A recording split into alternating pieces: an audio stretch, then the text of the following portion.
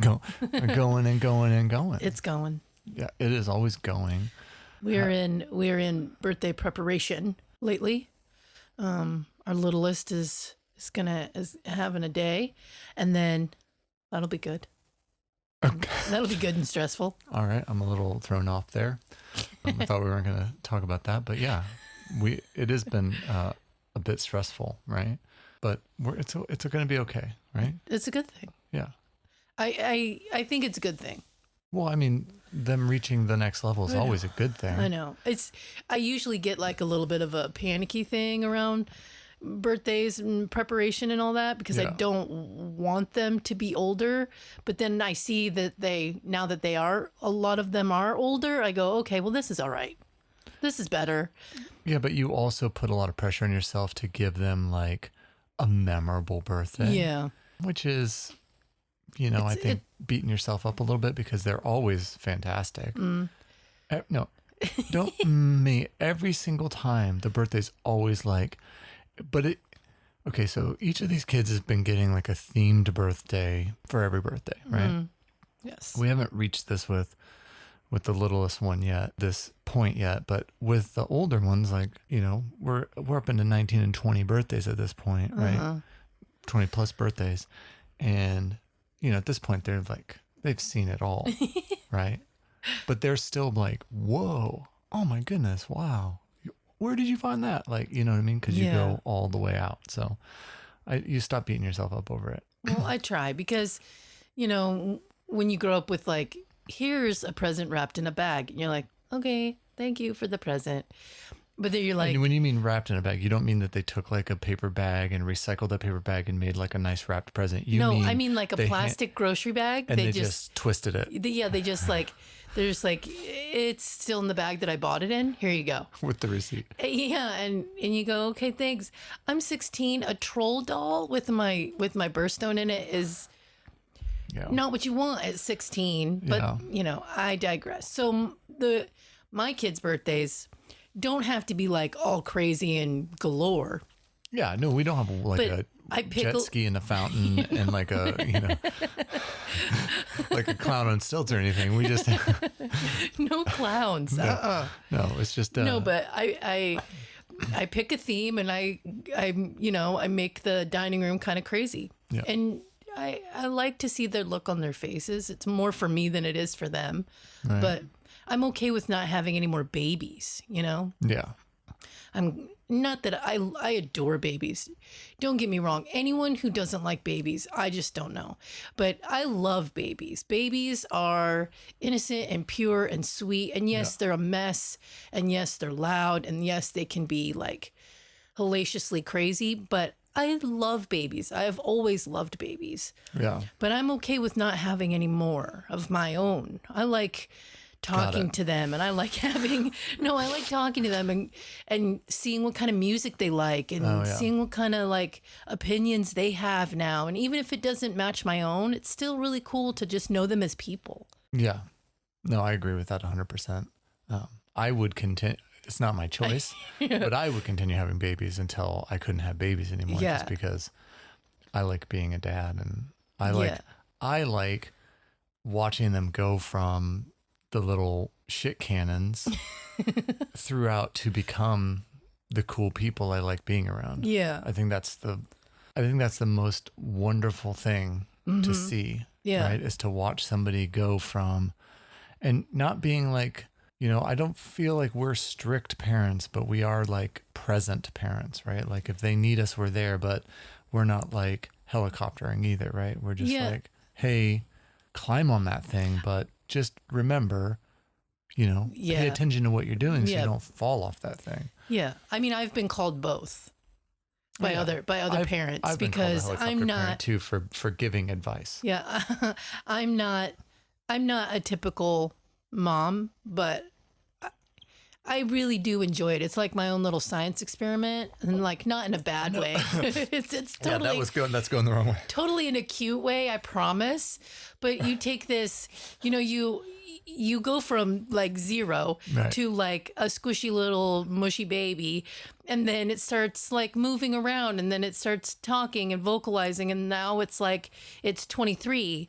playing records of, Black Sabbath in his room. I think that's really cool. Yeah. No. Anyways. No, that is really cool. I 100% agree with you. I don't know that I would look at it as a science experiment. You know what I mean. That sounds so I taught him how to read, how to write. It's alive. I get what you're saying. Not like Frankenstein creepy, I but know. I get what you're saying. I like it. It's very unique. Every time you do it, it's very unique. And I have the privilege to be able to teach them how to read and teach them how to write and teach them how to tie their shoes and teach them how to take care of themselves. It's right. it's a very unique experience. Maybe not science, but it's for science, I believe. No, it's fascinating, right? It's with it's each not one for of them. everyone. I get it. I have gray hair galore because of it. And I have depression and anxiety. Well, you would have that without them, right? I absolutely did have that without them, but it compounds and makes things a lot worse and whatever. It does compound that, right? Because it's there, it's already there, but then there's added stressors of I have to also keep these people alive, and I have to keep them fed and clothed, and I have to not pass on my stuff to them. Try not to give them the extra traumas that you picked up along the way. I get, so it makes it much more difficult, but at least I'm trying. At least I'm there. At least I'm, I think you're doing a fantastic job. Thanks, pal. You're doing a really good job. Doing a great job. Anyways. So I've been working on a presentation at work, and I've been writing it for a very specific audience that I understood was the audience. And I've given the presentation a couple times, and my team has been like, oh yeah, that's pretty good. And then I gave that presentation to the VP last night as a practice run. Ooh. And turns out the audience is not the audience. Uh-oh. So I'm way too far on the side of assuming the audience knows more than they do. I've even put in some audience specific jokes into it because I thought, this is going to be developers. They're going to get it. Well, it turns out these are not necessarily going to be developers. They're going to be other types of technical people who might not have any idea from the framework of what I'm building. Right. And so now I have to take a step back in the, what is it called? The midnight hour? No. The witching hour? I don't know what it's called. That's what I know. What is it when it's something's last minute? The critical hour? Critical. I don't know what it's called. Anyways, yeah. And I got to rewrite parts of it to be more layman. Yeah. Yeah, more layman terms. Which is fine. I would have done that from the beginning, but it's my fault.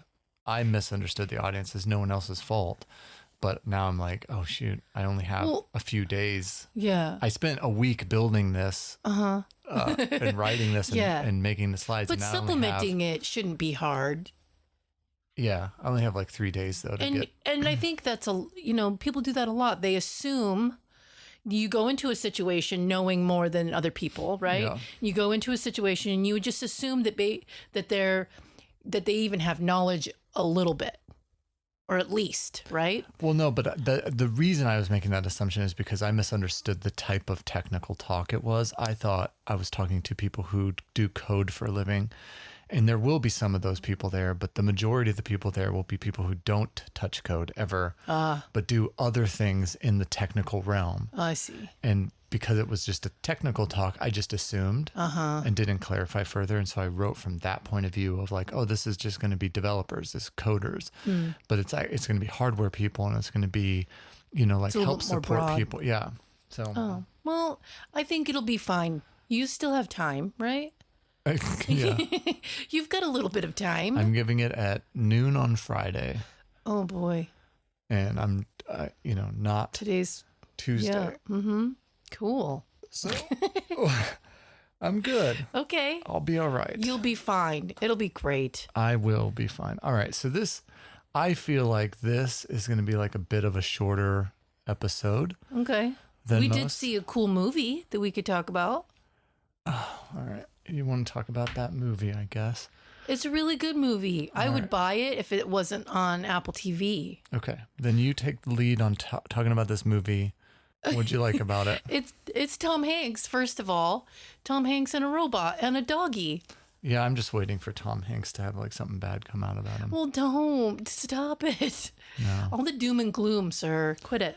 I'm having a lot of doom and gloom lately. We'll get into I that. know. Anyways, it's it's on Apple TV, but it's a really cool movie. I really enjoyed it. It's on Apple TV Plus. Oh, yeah. It's that subscription part of Apple TV that you have to subscribe to get the extra shows like Mythic Quest, and there's a couple other. I hope they'll release it somewhere else someday. No, they probably won't. It's an Apple. It belongs to Apple, so it'll probably never be on anything else. They might put it on DVD, I hope. Well, that's okay. Then we could own it. Yeah. Anyway, it's really cool. I like it. It's like a little bit of like a, maybe not a twisty kind of a thing, but he has like an ulterior motive as to why he wants to build this AI robot. Yeah, let's not spoil it for folks. No, but I won't. But it's really good. It is post-apocalyptic, yeah, but in a different way than normal. It's like a weather event. Mm-hmm. A solar flare. Solar flare happened, and then now there's like crazy weather on the planet, and so it's not really safe anywhere. Yeah. You know, it's another one of those Tom Hanks movies where he's basically by himself. Yeah. Yeah. Most of the movie. He's purposely secluded himself. Right. And which we can relate to at this point. I would do that. And then he's trying to protect his dog, and then he's building this robot thing. A robot to help him navigate the wild so he can get to a certain point. Yeah. But yeah, I think it's really good. You learn about him, and you learn about how he met his dog, and you learn about the robot, and the robot evolves kind of over time. Mm-hmm. It's a lovely movie. I really liked it a lot. I agree. It was a good movie. I would recommend people watching it. Yeah. If they've got Apple. I wouldn't say subscribe to Apple Plus if you don't already have it. Right. To just see this movie, but if you have it, just watch the movie. Yeah. But also if you want to do that, I think it'd be worth it, because that movie is pretty cute and lovely. It's a lovely type of movie for right now. I will add this. If you want to see that movie and you don't have Apple Plus, and you have any interest in Ted Lasso, then Apple Plus is maybe a subscription. Ted Lasso? Oh, come on. It's apparently a really good movie. I haven't watched or TV show. I haven't watched it because I'm just done with TV shows right now. But yeah, there is also another TV show on Apple Plus that's Invasion. It's pretty good. It's slow rolling, but it's pretty good. Yeah. It's a pretty good one. It's worth it for there too. I have no patience for TV shows. I know, love. I want to watch a movie, and I don't want to have to. Anyways, I don't want people to artificially break a story up so that it fits an X number of episodes and that has the potential to go into another season.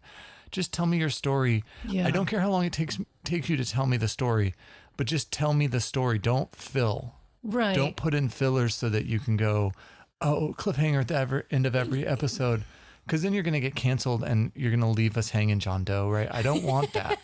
I don't want that. I want your story to be told. Yeah. And whatever format you want to tell it in, but don't waste my time either. Mm-hmm. Right? Don't give me back-to-back episodes that are telling me the same story from two different points of view, because I do not give a fuck. Yeah. What Daryl felt about being in this situation and then what Carol felt about the same situation. Give me two different situations. Yeah. Or tell me Daryl and Carol's point of views in the same episode. Yeah. Or just prioritize Daryl. You know what I'm saying? I can't do it anymore. I don't want that kind of serialized television where they're like, it started with Lost. It did. It did start with Lost. They messed the whole algorithm up. It's so dumb. Yeah. And then the worst part is it's not even worth it at the end. Yeah. You get to the end of Lost and you're like, oh my God. All of that back and forth. They had one season where they just told the same exact story. By every character, right? From every character's point of view. Yeah. And I'm like, no. Yeah. I don't care. Yes. Midnight Mass was another show like that, where it's a really cool story until a certain point, and then it feels like the bad guy, quote unquote, just gave up. It's like, okay, whatever, I'm done. Wait, what? Yeah. We're like halfway through the very last episode. You just gave up? What? Yeah, I can't do it. It was really disappointing. Not interested. Stop it. Really, TV really shows. Disappointing. Stop it, TV shows. Just tell me a story. Yes. Anyways, Finch, very lovely, cry-worthy. Go watch it. Okay. It does make you done cry. now. Yeah, it does make you cry at the end. I did like Finch. I did like Finch. It's very relatable right now, too, I think. I feel. Yeah. Hollywood is doing some stuff that's where you feel like it's a desperate situation, but you have a thing that you need to happen. And you've put all of your planning and all of your goals and all of your like drive into this one thing to make it happen. And as long as that one thing happens, then you'll be fine. But it's getting to that point is what's vital. And lots of things happen along the way. It's really lovely. Okay. So here's right after this commercial break from Dead Air, I would like to talk about a topic with you. Okay. All right. Here we go. Okay. All right. Are you ready to get into this? Yeah, let's do it. You know what the topic is, and that was way too like bouncy for it. Sorry. All right. Yes, so let's do it. okay. Is that better? Somber. All right. We are in the week that 1 year ago, I had made a choice that landed me in the hospital on Thanksgiving. Oh boy. And not a bad choice, just an uneducated choice, I believe. Okay. But it is a choice, the series of choices I made, which was to try to kickstart a weight loss journey from the point of view of I just got to get going, right? By fasting for 7 days. Which is it is a legit way to restart your system. No, yes, I don't think the fast choice was not the bad choice. Okay. It was to also drink multiple cups of medicinal throat coat tea for that entire week. Mm-hmm. And sometimes beyond. A couple times a day, yes. Multiple times, like 2 to 3 times a day, every day. Yeah, which we later find out. For 8 days without any food. And then, and this is recapping. If you want to hear the full story, go listen to Matters of the Heart, which is an episode we did a little while ago. For 8 days. And then I started fasting with this like 18-hour window of no eating and then a 6-hour window of eating. And I was still drinking the throat coat tea. Yeah. And then I drank a cup of throat coat tea to end the night on Thanksgiving and went into afibrillation, and we had to go to the hospital. We didn't know that's what was happening until we got there. Yeah. But after a little detection work. Yeah, the throat coat tea had sapped all of the potassium out of my body. Because there's an ingredient in there that is, licorice root. It has a little asterisk on it even, and we didn't see that. Yeah, it says right on the box. Yeah. Yeah, so. Yeah, and so what licorice root does is it is good for you if you're eating and, doing all the things. Yep. But if in you're moderation, fasting, like anything else. Yeah, if you're fasting, it's what licorice root can do is it can absorb something rather of your potassium, and so when you have very low potassium from not eating, and then you also drink tea that's sapping your potassium as well. Yeah. Then your electrolytes become unbalanced and out of whack. And then your heart goes, holy Moses, what are you guys doing out there? Yeah, so that's what happened. So you had an irregular heartbeat that wasn't subsiding and wasn't like going back into normal rhythm. Right. And so they put me on potassium. I thought I was going to die the whole time. Yeah. I came back into sinus rhythm after finishing the potassium drip, like immediately. Just instantly after getting that potassium in my system, I was converted. They kept me for the weekend though to like so stupid. Just make sure that I was okay during a pandemic. That's fun.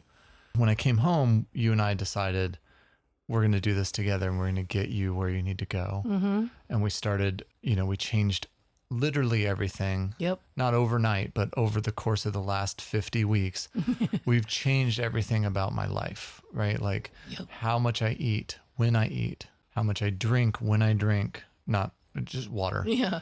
Like what you're drinking too, like liquids wise, and when to rest, how much to rest, how much importance I put on my job and my career over myself, moving every day. Yep. I've averaged around 2 miles a day for the majority of those 50 weeks. There was a couple of weeks in the summertime where we didn't go for walks regularly because it was really just harsh outside. But you did take more breaks away from your desk, and that's more important. I did a movement in other ways instead of the walk, but but you did. You had to change everything part of your including my mental routine. Fortitude about blah blah blah, this and that, right? And I also had to change how I talk to myself. Yeah. which I'm still working on. Yeah. That's always going to be a practice. That is the hardest one. That's the biggest, hardest thing that I had to change. Everyone has that though, too, to a degree. Right. But I do it pretty harshly to myself. I bully myself. Yeah. Right. I'm not just my own worst critic. I'm like a bully. Yeah. And then I think the biggest, most impactful change I made was prioritizing myself over work and saying, okay, it's 5:00. I'm going away from this now. Yeah. It doesn't necessarily mean I leave my computer, but I stop working. Yeah. And I take days off. I take my break fully for lunch and for snack and walk, completely away from my computer. Yeah. I don't answer my phone, nothing. It's just me time. Yep. And then, which I know is very hard for you. It's extremely difficult for me, but it's getting easier. Yeah. But that's been the most impactful thing because it's changed my mindset on what's important. Right? Yeah. My job is not important. Does not define me. Yeah. It is not who I am. It's just part of my story. Yeah. And me killing myself and breaking my back for people who could give two shits about me. Right? Like individuals might care about me. Yeah. But the company as a whole doesn't care. Right. They don't give a shit if I come or go or where I'm at unless they need me, right? Or need something from me. So I've completely gone from being like this totally loyal to wherever I work person to being this totally loyal to myself person. Yeah. I think that's important. That's a very important thing to realize. Yeah. And then to also practice at. It's all just for a very long time I felt like because of my weight that my only worth was what value I brought to a job. And has that gotten me to a point in my career where I am successful at my work and considered an expert? Yes. But does that mean that was healthy and a good thing to do? No. And I'm also, I do have the privilege now of having a job where my immediate boss is extremely understanding of what my personal needs are for my health and boundaries. My boundaries. Yeah. Yes. Which is extremely refreshing. Yeah, that is a good thing. And it's all like fallen into place pretty well. Yeah. I've been very fortunate. I don't want to say lucky because there's no luck involved. No, because you've really tried really, really hard to find the perfect fit in all the areas of your life. Yeah. You have to make those things fit. It's not going to just happen to you. Yeah. You need to try and put those things into place and put up boundaries and be very honest and go, look, if this is what you want from me, then this is what I want in return in order to take care of me. Yeah. Otherwise you get no me, right?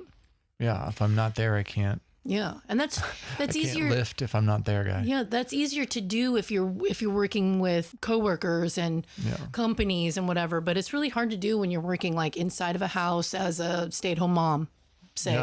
Like I can put up some boundaries, but little kids don't understand that. Yeah. They don't understand, okay, mommy's whatever. No, it doesn't work like that. So again, very fortunate that I'm in a position where I have your support always. And I have the kids support and I have my work support. Yeah. And I have a good job where we don't have to worry too much. Yeah. Paycheck to paycheck and stuff. So anyways, it's been a very hard road. So I don't feel lucky. I feel fortunate because I've done all of that work. Yeah. Right. I am constantly trying to stay in that space. And I feel somewhat like a fraud at some points because I've been through this a couple of times since Cameron was born. Right. Yeah. Which was 14 years ago. Where I've lost some weight and I do fine for a little while, but then boom, weight's right back on. I've never gone over the very first time I ever weighed in and decided, I need to start thinking about this more. I was doing it for the wrong reasons, but it was 452. I've never gotten back to that, but I have gotten back up into the 400s. This last time I was 416 at the hospital.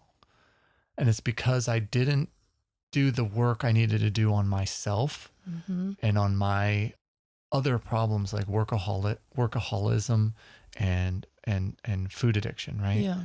And, You were some doing, folks say that food addiction isn't a thing, but it really, really is. And until I don't know if you can experience it, right?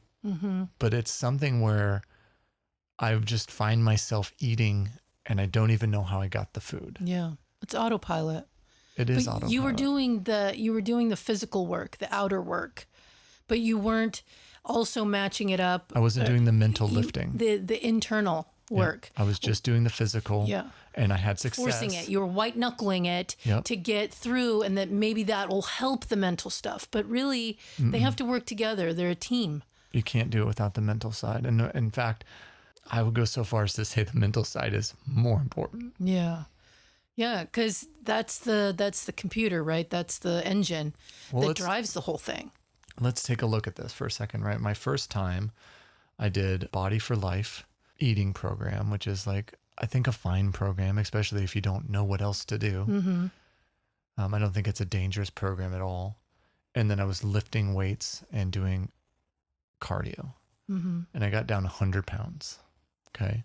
But then we had like 2 life events and I ballooned back up to like 360 something. Or no, it was like 390. I got almost back up to 400. Yeah, it was 396. And so then I decided, oh, I'm just not doing enough cardio. Mm-hmm. Right. And so I started doing more cardio, but I wasn't really changing anything else. Right. I was still working too hard. I wasn't getting enough rest. I was super stressed out all the time. And I wasn't getting the loss that I felt like I should be getting. And then, I kind of gave up for a little bit. And then, and I've gotten down to like 360, I think. And then I asked you to help. I said, hey, can you just help me with like the food portioning? Because maybe that's the problem. Mm-hmm. It's got to be the food portioning. Yeah. And so you started helping me with food portioning, and I was able to get down to 275. And that's when I was working at Paramore. Part of that, though, was that at Paramore, I was kind of forced to go home at 5 o'clock because that's just when they closed. Yeah. So we just all left at 5 o'clock, right? There was a couple of times when it was like, we're going to hackathon tonight or whatever. But it was majority of the time I was forced to leave and go home. Yeah. And you were portioning my meals. And so you had no other choice. I was really only eating what you gave me. And then, doing a workout in the morning, which was all cardio. It was all stairs. I was doing just stairs. And I got down to 275, but I was like, still really like soft and flabby, right? Like I was just smaller. I was still fat. I was just smaller fat, right? And I wasn't happy with that. And then I quit Paramore to go for greener grass, which, whatever. Not a mistake because it led me to some better stuff eventually. But, when I lost that job, I was like, oh, that was a mistake.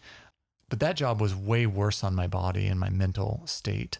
It was a startup and I was like just cranking midnight oil all the time, right? And I gained weight back. And then when I lost that job, I had to find another job and we ended up moving to Seattle. And that whole move, I went back up. I think it was like 350 by the time we got to Seattle, which is just like, that's almost 100 pounds gained back. Yeah. You know what I mean? And then I wasn't really taking care of myself and I didn't have time to exercise anymore when we lived in Seattle. So then I tried like 4 Hour Body, which is another book where you just eat beans and spinach and chicken during the week. And then on the weekend, you can have cheat. You can eat anything you want all weekend long. Yeah. And I would make myself sick. Yeah. But I was losing weight every week because that somehow, I don't know how the science works there, but somehow it was working. But it only worked for a little while. Yeah. And then it stopped working. And again, I was just trying to hack myself physically without doing any of the mental work that was necessary. Yep. And I was doing a lot of kettlebell swings during that period. I ended up being like 360. So I ended up actually gaining weight from that program, not losing it. I lost weight for a while, but then ended up back at 360 because it started to like not work anymore. And then you're building muscle instead of I was also building some fat. muscle. Yeah, I was building some muscle. But here's the thing. I'm about 200 pounds too heavy if you just go by like strict medical definition, right? some of that is muscle for sure. But you've seen me in the nude. A lot of that is not muscle, right? I know that I have a lot to lose. So when somebody goes, well, you're building muscle, that's why you're not losing weight. Sure, I agree with you. That might be true, but that's not really how the math works there. And also, I would be getting smaller. Like my clothes would fit differently if I was truly losing the fat and just gaining muscle to replace that physical weight, right? Yeah. And I wasn't. I was still a little bit heavy, right? Yeah. Is this hard for you to talk about? It is. It's making me sad a little bit, but Well, it made me sad for a lot of years. I'm with you, and that's why I'm being. We're getting to the happy part. Okay, good. I'm just recapping so folks know this journey that I've been through. It's been a very long road. Hasn't just been me going This year. Oh, I'm gonna change my life. No, it's difficult. Yeah. So I got up to we're close here. I got up to 360. I got a great job, remote job. And so we were able to move back to Nashville, and we did that. And while we were here, I started having panic attacks again. When Liam was born, I had started having major panic attacks where I thought, I really believed like my heart was skipping a beat. Mm-hmm. And we went to the hospital, to the ER, and they did all the tests on me, and there was nothing. They're like, we can't find anything. I'm like, it's skipping right now, doc. Like, listen to me right now. And he's like, no, you sound right. So I had been like manifesting phantom things from stress. Yep. And so I was like, I need to get back on. You were having sensations, and you were, not taking care of your internal self. You were just trying to force the outer stuff to match how you wanted it to look, and that just wasn't working. Yes. And I also got... And then you would get so mad because no one was understanding what you were thinking and saying and feeling, and none of us could. And none of us could understand it. They weren't finding a real problem physically. It was all 100%. Like the doctor even was like, maybe you should get some counseling. And I was like, listen to me. It's, and he put me on the EKG. Like they did all the tests, the blood tests, everything. Stuff came back. Like my cholesterol was amazing. My blood pressure was great. Yeah. My heart rhythm was fine. They didn't find any problems with me. Because physically there wasn't a problem. I was in physically good health other than being overweight. Mm-hmm. But mentally I was broken. Yeah. And I wasn't fixing that part, or I was ignoring it. Yeah. And you were refusing to think it was that. Right. I was also refusing to believe that it was just in my head. Yeah.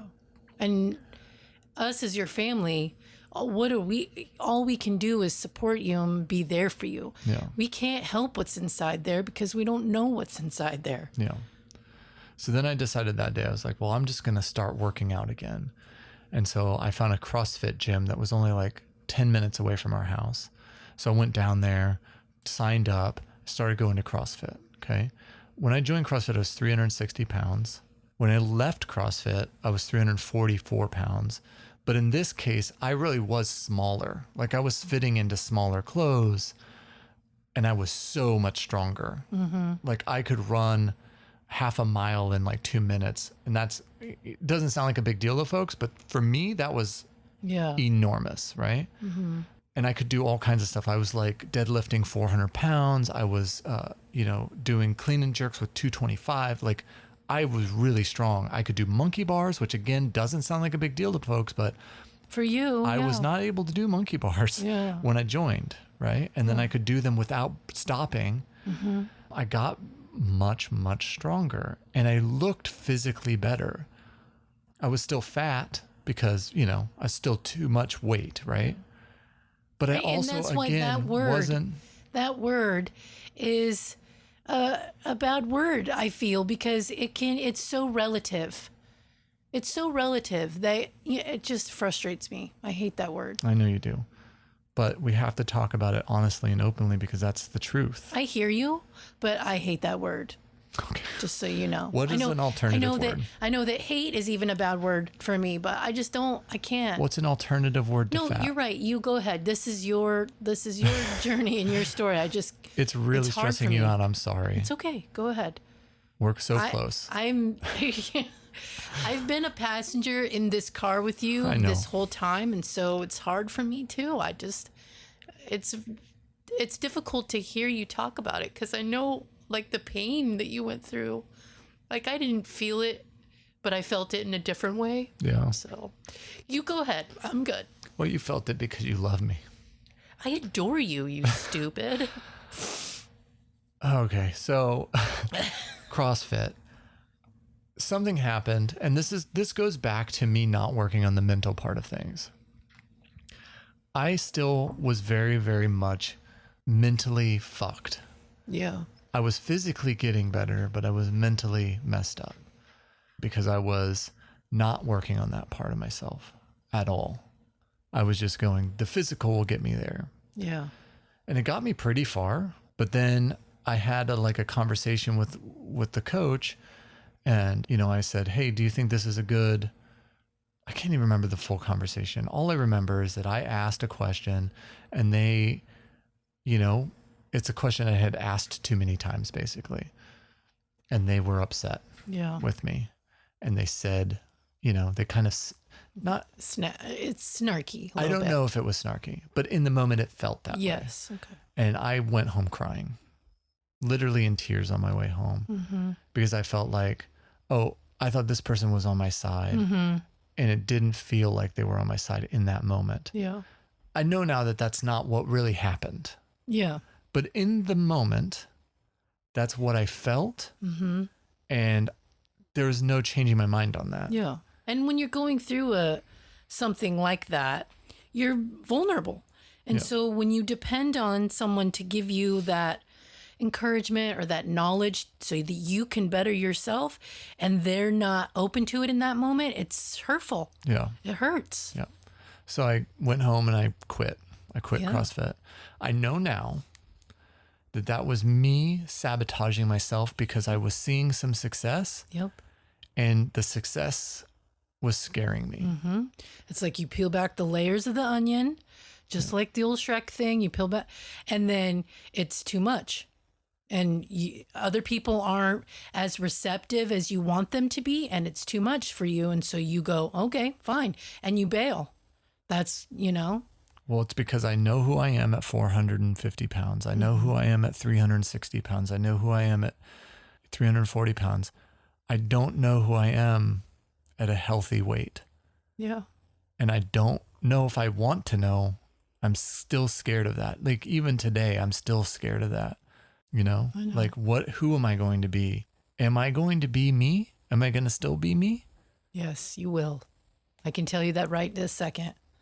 You will. Maybe. You will. So anyways, this is part of working on it, right? Yes. So then I left CrossFit, didn't get back into it, didn't get back into anything, just kind of started like playing around with fasting, right? And seeing some success with fasting in that I was maintaining body weight instead of ballooning up. And I don't know where the corner turned, because clearly if I was 416 when I went to the hospital and I was 343 when I left CrossFit, I fucked up somewhere. But it was a long, it took a long time, right? I've been out of CrossFit 10 years now. Yeah. So in that, 10 years, I had somehow ballooned back up to 416, and I noticed, but I wasn't paying attention. Does that make sense? Yes. And I was devastated when they weighed me at the hospital, because I had been lying to myself and telling myself, oh, I'm like 380 tops. I've noticed that a lot of big dudes would be like, yeah, I'm 350. Well, that doesn't sound as bad as 4 something. Yeah, right, exactly. And that's why people say it. They go, oh, I'm 350. No more than 3. Yeah. It's what happens when you're not honest. And I know it's scary, and I know it's embarrassing, and I know it's humiliating. Yeah. I was telling people 320 for the longest time when I was actually 450. Yeah, see, it's just... It's that internal thing. The internal is more important to fix and solve and heal. Yeah. It's all about healing internally before you can ever say, the physical thing. Yep. The physical thing is all science, and the physical thing is relative to, to individual people, what works, what doesn't work. Yeah. But it's the internal healing and the internal, like, okay, I'm going to open this and see what's in here. And oh my God, and all that stuff, right? The honesty. Yep. That's the hardest part of it. It's the hardest part, and I'm still working on it. It's a practice every day. So now we're at 416. We don't know how I got there. We know how I got there. It's all right. You're right. I was telling people, 320, I'm 6'7". So even at 450, I was carrying my weight better than somebody who's like 5'10". Yeah. Right. Mm-hmm. I didn't look that fat. Mm-hmm. I was enormous. Like if you see, and maybe someday I'll put these pictures out onto the internet, but we have some pictures from when I was 452 where we took some side shots and some front shots to see starting point. Mm-hmm. Those pictures break my heart. I look so miserable, but I don't remember feeling miserable. Mm-hmm. Well, because you had a lot going, right? You had a successful business, you had kids, you had me. Yeah. Of course you didn't feel like you were miserable, but the look on your face says it all. Yeah. Yeah, they're pretty bad. So here we are, almost a year later. We're 50 weeks post starting the process of let's actually work on the real part of this. And the not giving up at the end. Right. Because on my side of it, I'm the meal maker, right? But then there gets to a certain point where, like I don't know, maybe not all, but, not everyone likes what one person is making. Right, for dinner or whatever. And so they'll just go and make their own thing. Well, that's a slippery slope. Yep. Right. And especially for somebody who has a problem with portioning and food choices, yes, you do like lots of food. But when it comes down to making a meal for yourself, it's not lazy necessarily, but it's like what's easier and what's just going to taste good so that I can get that gratification quicker. Well, there's some laziness there because I don't want to do a bunch of work. Right. Prep. But also the real problem for me on the food front is the portion control, because I do not look at a normal amount of food and go, oh, that's plenty. Mm-hmm. I look at a normal amount of food and go, what's going on here? Yeah. Who is trying to trick me? But if you just give it to me and then I eat it, I don't ever go, oh, I wish I could have seconds. Yeah. Ever. Because I am physically full. Yeah. And satiated, and I don't feel hungry again, until the next meal. Right. Because maybe not even then, but I see a bowl of food and I go, no, that bowl should be 3 times bigger. Right. Because look at me, I got to have more food there. And False. that's been a major problem for me, a major stumbling block. Mm-hmm. I even lied to myself for a long time. I was doing this thing when I was working at AutoZone in the office, again, putting the job over me, where I was not eating at all. And I was doing this whole one bowl thing. And I'd come home at night and I'd get this giant red bowl. It's a mixing bowl. It's a fucking mixing bowl. Yeah. And I would fill that up. I would get a can of beans. I would get a whole package of tofu. I was eating vegan. Yeah. And I was eating healthy stuff, but I was eating like 1,000, 3,000 calories in one bowl. Mm-hmm. Right. And then I wasn't stopping there. I was put cheese on it, like vegan cheese on it. And I would put vegan ranch on it. And then I'd put some sort of crunchies on top. Like I was telling myself, well, I'm eating everything at once, but I was still overeating. Yeah. Right. And you wouldn't come home till 6 or 7 at night. Yep. And that's, by the time you made food, that's too late to even have any calories, let alone, however many that was. All at once. And it was more than I should have been eating for the whole day. Yeah. I was eating it all at once. And I loved it. Yeah. But I would be bloated going to bed. Yeah. Because I overate. Stressed out. Can't sleep. Right. I was actively harming myself and lying and telling myself, no, this is a good, healthy way to eat. Mm-hmm. I remember distinctly saying to you, babe, I could eat like 2 of these and still be under calories for the day, because I didn't want to change that, because it was the only thing. It was the only thing saving me from AutoZone. Yeah. The stress of having to go in there. Going in there. Yeah. Not that I want to be very clear, because I know some former coworkers of mine have listened to this podcast, and if they listen to this one, I want them to know that it was not the people, it was not the team. It was the having to physically go and be present in that building while wearing slacks and a button-up shirt, which made me just feel even more out of control, large, right? Yeah. Mm-hmm. And then when we got to come home and work from home, I didn't stop that behavior. I continued it, because I was still kind of tied to the computer. Yeah. Because I never knew when my boss was going to be like, hey, got a second? Mm-hmm. So I couldn't leave. Yeah. And then when I went to the hospital, and this is the most important lesson I learned, is you just have to tell people what you need. Yep. Right? People treat you the way that you let them. Exactly. I let them do that to me. Yeah. They weren't doing that to me on purpose. I let them. Mm-hmm. But when I said, I can't do this anymore, I have to do this now, mm-hmm. he stepped out of the way and he allowed it, and he was supportive of it. Yeah.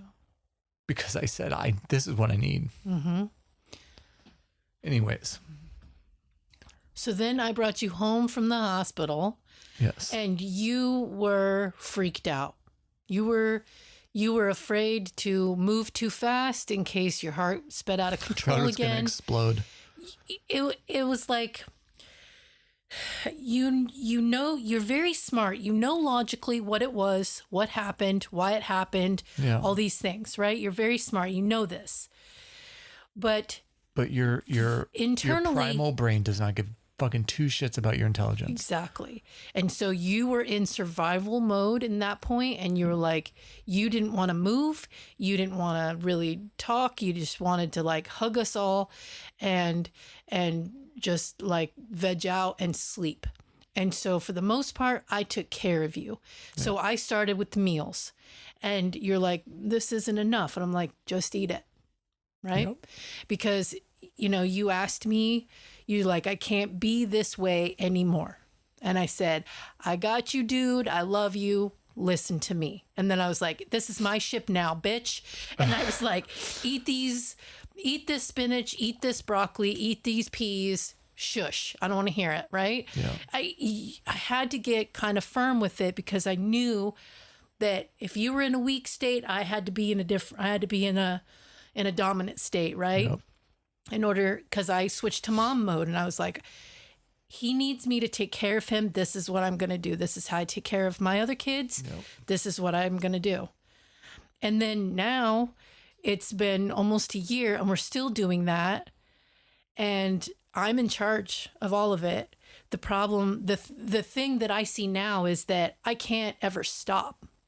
I have to do it. No, I have to do it forever, because now it's successful. Now it's working. And before I was portioning your meals, but I eventually just gave up, because the conflict was just it was like difficult. And then when you move or change jobs or whatever, just things get out of whack again.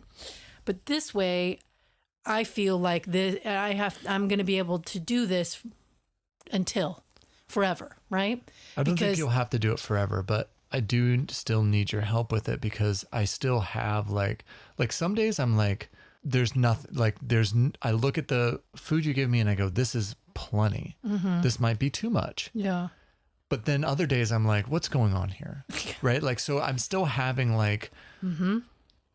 I think it's like with any other addiction, I'm having like little tiny relapses, mm-hmm. but because you're there, which I'm so thankful and grateful for, and I know that on those days when I'm having those things, I can be mean about it, right? Mm-hmm. Or like just come across shitty. Mm-hmm. But it's because that's a struggling thing, right? And I'm not making an excuse for that, because that's not okay. And I'm really working on that. But I really hope that that's not going to be forever, where I can't figure out what my own portions are. Maybe we get to a point. Go ahead. Go ahead. Where I make the food, so you don't have to do that, but then you serve you scoop mm-hmm. it and say, here's how much you can have of that. Yeah. And it's hard, because I want to be your partner, not your mom, right? Right. But if you never really learned the way of eating since you were a kid, then you don't know what you don't know, right? I'm the opposite of you. I don't like eating. I don't, there are things that I do like, but I take a handful and I walk away, right? I don't have the same connections to food that you do. So I can't really feel what you're feeling, but I can see that you're going through it, right? None I can of the kids see have that either. No. And the kids, they eat what I give them, or especially when they're little, I go, well, what do you want? And then we like negotiate. I go, okay, well, if you want that, then you need to eat this many peas or this much corn or this much beans or whatever. It's communication. So with you, it's the same way. It's like, okay, well, what are the things you do like? Right. And what do I make that you do like? And then, okay, well, you want more seasoning. That's fine, good. But I'm not going to go overboard, and I'm not going to go against what my gut is telling me. Right. So, well, it's my ship. It's been working. So now, at least, in terms of, me giving me the space to work on this, like really mentally work on this. It's also something you don't have to worry about. You know that when lunchtime comes, there's food. You know that when it's done, right? Yeah. You don't have to worry about, oh God, what do I make now? Or how am I going to do this for dinner? Well, yeah, because sometimes that choice would be like, well, I don't have, this was the big problem for me, is I was like, oh, I only have like 10 minutes. If I take too long for 10 minutes, I'll be away from my desk too long, and I need to get back to my desk. Yeah. So I'm just going to have a bag of chips for lunch. Yeah. It's very frustrating.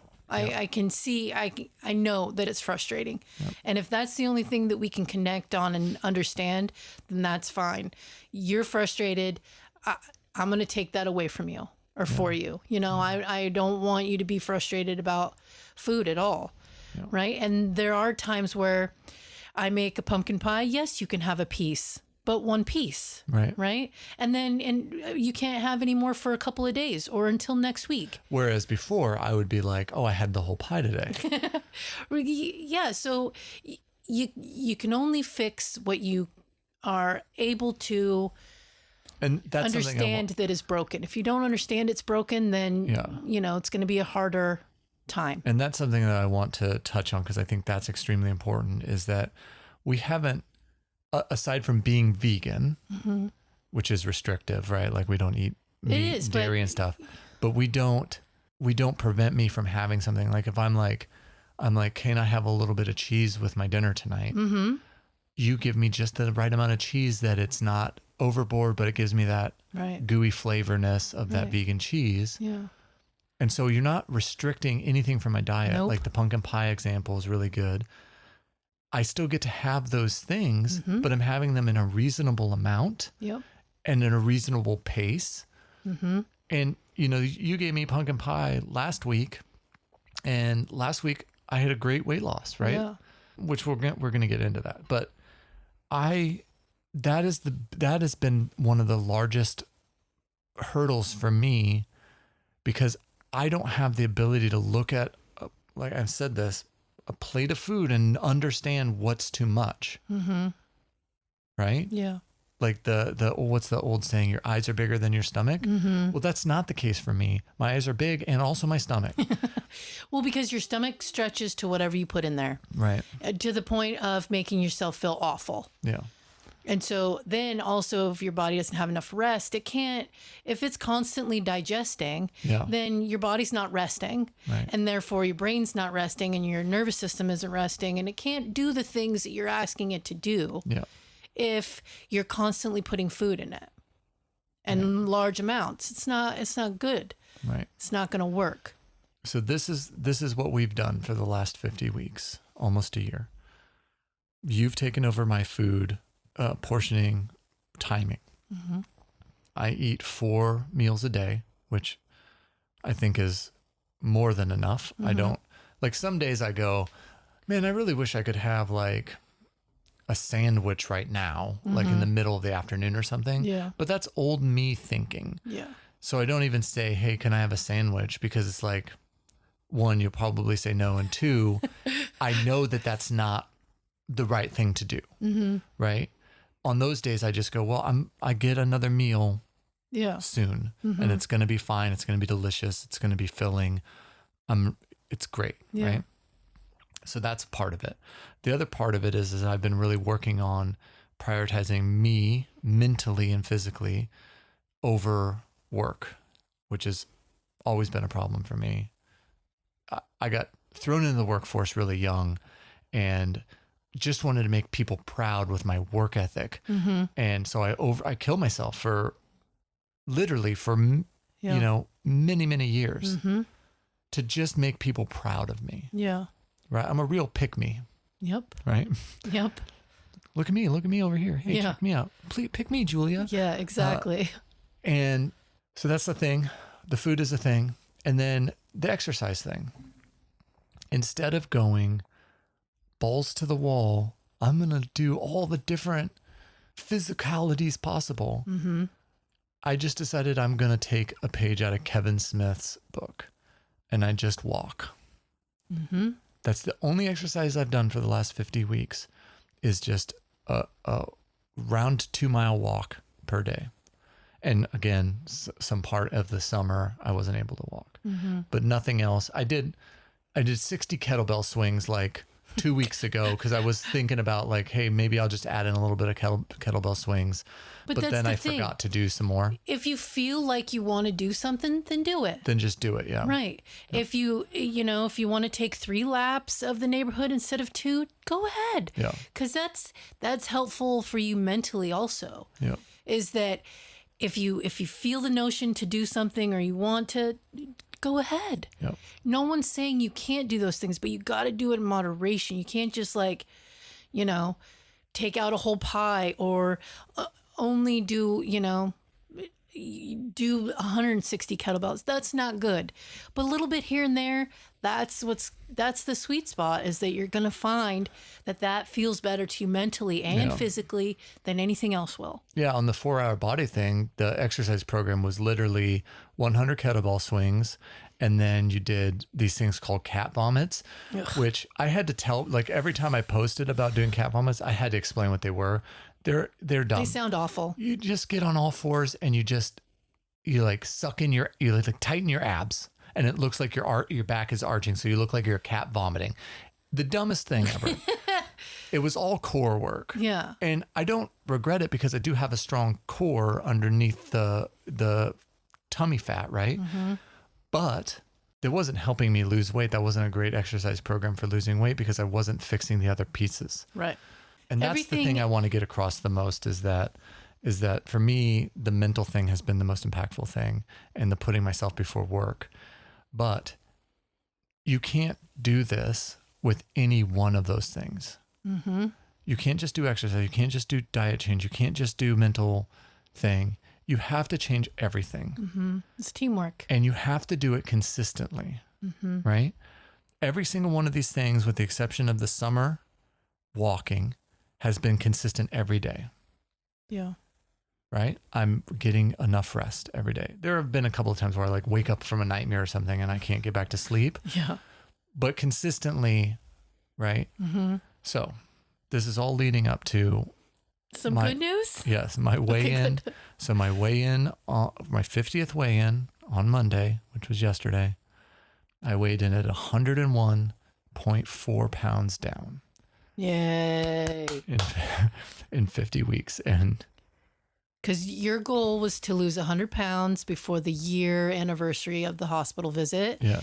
And we did that and some. Yeah. So, yay. And we still have 2 weeks to go. I know. Good. It's